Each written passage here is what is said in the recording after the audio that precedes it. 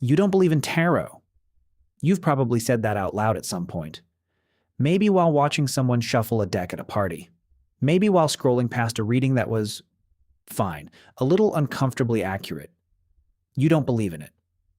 And yet, something made you stay. Something made you listen. Something made you think. Wait, how did it know that? Here's the thing. It didn't know anything. But your brain did. And your brain is far more interesting than any deck of cards. In 1948, a psychology professor named Bertram gave his students a personality test.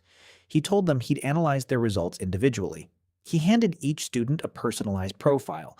He asked them to rate how accurate it was. On a scale of 0 to 5, the average score was 4.26 out of 5. Highly accurate, deeply personal, uncomfortably on point. Except every single student received the exact same profile. 4 had copied it from a newspaper astrology column.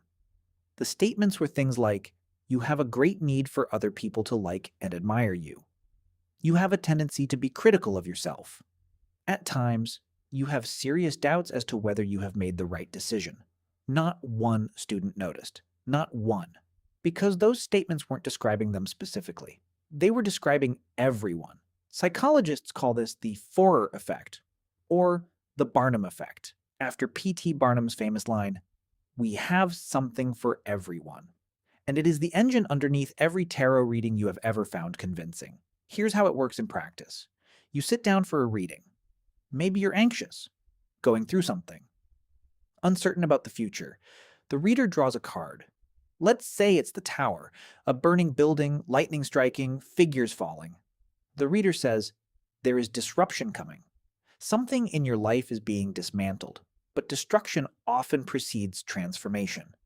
You feel something shift because you are going through something, because something in your life does feel like it's falling apart, because you came to this reading carrying that, and now someone has named it. But here's what actually happened. The reader said nothing specific. Disruption, change, something ending. These are not predictions. These are the permanent conditions of being alive. You filled in the rest. You connected the vague to the specific. You did the work. The card was a mirror. You brought the face.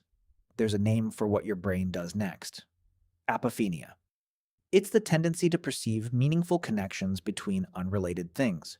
Your brain is a pattern-finding machine, the most sophisticated one that has ever existed. It evolved to find signal in noise, to see the predator in the rustling grass before you could confirm it was there. That skill kept your ancestors alive. But it also means your brain cannot look at a random image, a cloud, an ink blot, a tarot card, without immediately constructing meaning. It can't help it. It's not a flaw. It's the feature. When you draw the moon card and feel a chill of recognition, that isn't the card speaking to you.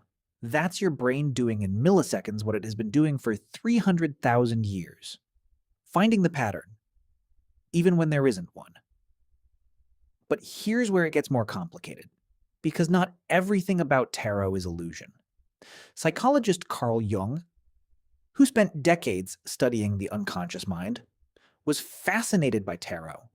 Not because he thought it was supernatural, but because he thought the images worked as a projective tool.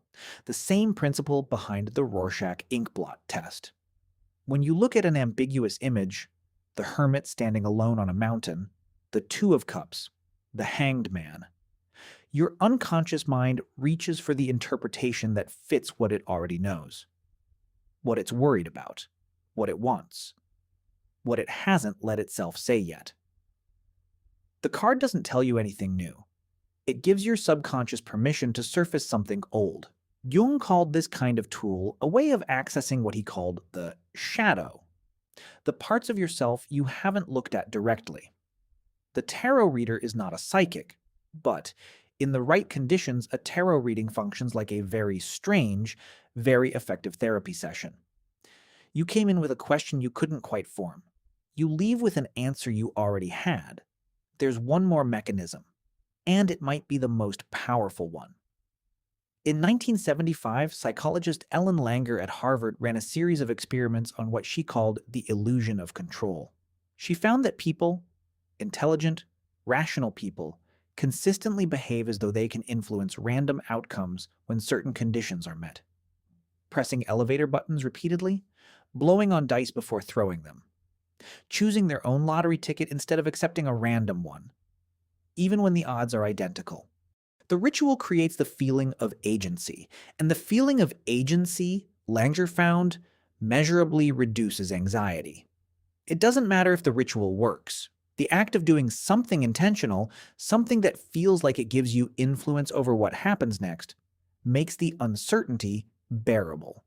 This is why people turn to tarot not when life is going well, but when it isn't.